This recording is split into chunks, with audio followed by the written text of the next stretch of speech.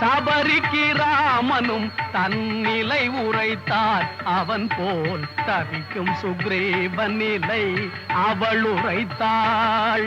உதவி செய்து அவன் துணையால் நலமடைவாய் என்று உபசரித்து கனி கொடுத்தாள். புசித்து சென்றான் உத்தமன், புசித்து சென்றான்.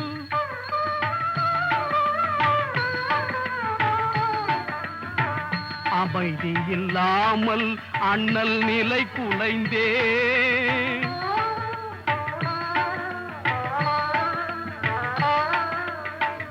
அமைதி இல்லாமல் அண்ணல் நிலை குலைந்தே, அல்லலுற்று மனம் வாடும் வேளையிலே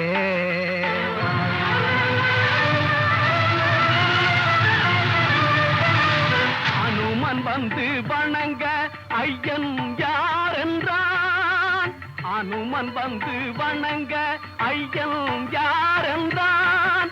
அவன் அஞ்சனா தேவி வாயுதேவனின் மைந்தன் நான் என்றான்.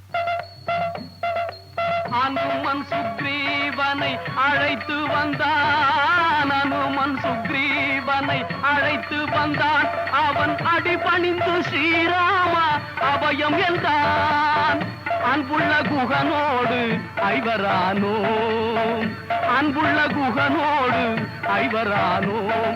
இனி அறுவர் நாம் என்று அண்ணல் மகிழ்ந்தான். ஆறுதல் மொழி கேட்ட சுக்ரீவன் தங்கள் அருந்துணையை அடைந்தது என் பாக்கியம் என்றான். அஞ்சாதே வாலியை நான் பதைத்து உன்னரும் மனைவி தனை வீட்டு தருவேன் என்றான்.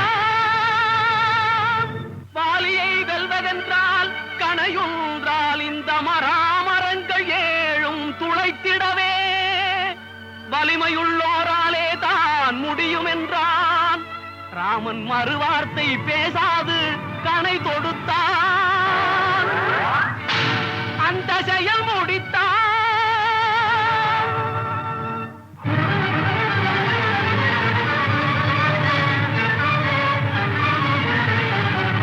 வாலியுடன் சுக்ரீவன் போர் தொடுத்தான். வாலியுடன் சுக்ரீவன் போர் தொடுத்தான். வாலி மார்பிலே ஸ்ரீராமன் கணை விடுத்தான். நேர்மையோ ராமா, நேர்மையோ ராமா உன் செய்கை என்றான். ராமன் நீதியோ பிரதாரம் நீ கவர்ந்ததென்றான். நீதியோ பிரதாரம் நீ கவர்ந்ததென்றான். தன்னுடைய தாலி உணர்ந்து கொண்டான். மகன் அங்கதன் உன் அடைக்கலம் தான் ராமா என்றான். என் தம்பியினி தவறேதும் செய்ய நேர்ந்தால், தம்பியினி தவறேதும் செய்ய நேர்ந்தால் உன் அம்பை விட வேண்டாம் என்று உயிர் துறந்தான்.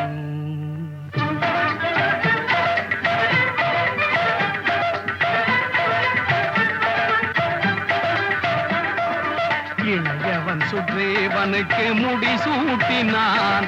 நீ இன்று முதல் கிஷ்கிந்தை அரசன் என்றான். இன்று முதல் கிஷ்கிந்தை அரசன் என்றான். இவையாவும் ராமன் தந்த வாழ்வு என்றே எல்லோரும் கொண்டாடி மனம் மகிழ்ந்தார். எல்லோரும் கொண்டாடி மனம் மகிழ்ந்தார். எல்லோரும் கொண்டாடி மனம் மகிழ்ந்தார். எல்லோரும் கொண்டாடி மனம் மகிழ்ந்தார்.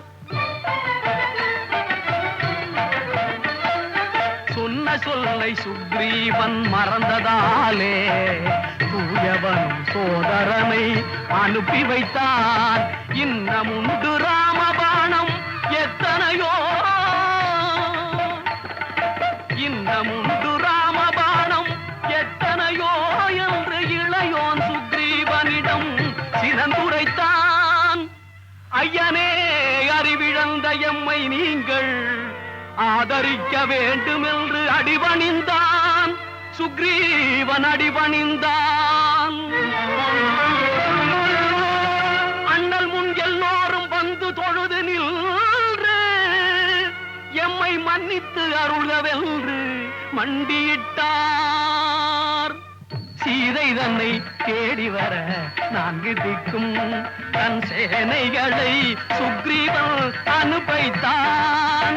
தென் திசைக்கு அனுமனையும் தேர்ந்தெடுத்தான். ராமன் தேவிக்கு அடையாளம் பல உரைத்தான். கனையாழி தந்து ஆசி சொல்லி விடை கொடுத்தான்.